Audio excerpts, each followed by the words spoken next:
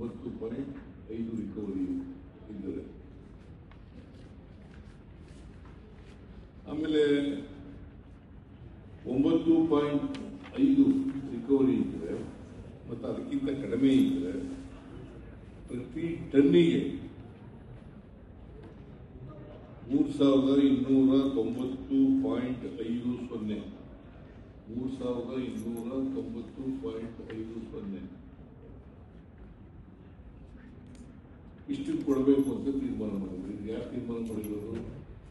ಕೇಂದ್ರ ಸರ್ಕಾರ. FRP ತೀರ್ಮಾನ ಮಾಡೋದು ಕೇಂದ್ರ ಸರ್ಕಾರ, ರಾಜ್ಯ ಸರ್ಕಾರ ಅಲ್ಲ. ಏನ್ ಮಾಡೋದು ಅಂತಂದ್ರೆ ಅದನ್ನು ಇಂಪ್ಲಿಮೆಂಟ್ ಮಾಡ್ತಕ್ಕಂಥದ್ದು ನಾವು ಮಾಡೋದು. ಶುಗರ್ ಫ್ಯಾಕ್ಟ್ರಿ ಅವರು ಜೊತೆ ಮಾತನಾಡಿ ಅದನ್ನು FRP ಏನು ನಿಗದಿ ಮಾಡಿದ್ದಾರೆ ಕೇಂದ್ರ ಸರ್ಕಾರ, ಅದನ್ನು ಜಾರಿ ಮಾಡ್ತಕ್ಕಂಥ ಕೆಲಸ ಮಾಡ್ತಕ್ಕಂಥದ್ದು. ಇದು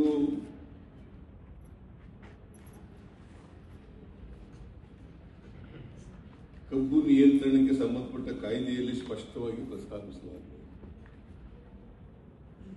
ಕೇಂದ್ರ ಸರ್ಕಾರನೇ ಮಾಡಬೇಕು ಅಂತ ಹೇಳಿ ಮಾಡಿರ್ತಕ್ಕಂಥದ್ದು ಅವ್ರಿಗೆ ಮಾಡಿರ್ತೀವಿ. ನಾವು ತೂಕ ಸರಿಯಾಗಿದೆಯಾ, ಬೆಲೆ ಸರಿಯಾಗಿ ಕೊಡ್ತಾ ಇದ್ದೀರಾ, FRP ರೇಟ್ ಪ್ರಕಾರ ಕೊಡ್ತಾ ಇದ್ದೀರಾ ಅಂತಕ್ಕಂಥದ್ದು ನೋಡ್ತಕ್ಕಂಥದ್ದು ಅಷ್ಟೇ ನಮ್ಮ ಕೆಲಸ, ರಾಜ್ಯ ಸರ್ಕಾರದ ಕೆಲಸ.